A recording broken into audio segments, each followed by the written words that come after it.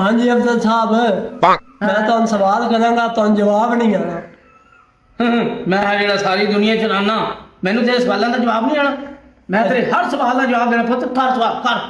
अच्छा चलो लगती है शरत। हाँ ला शरत ला है। ठीक है। हाँ मैं हारांगा तो 1000 रुपया देगा, तू रहा तो 2000 देगा। क्यों? मैं हारा तो 2000, तू होने से डाल कितने? ओ भाई मैं मजदूर आदमी हाँ, या तो फिर तू ही अखा खड़ा के आ। अच्छा चल ठीक है, लगी चलो ला कर 2000 रुपये।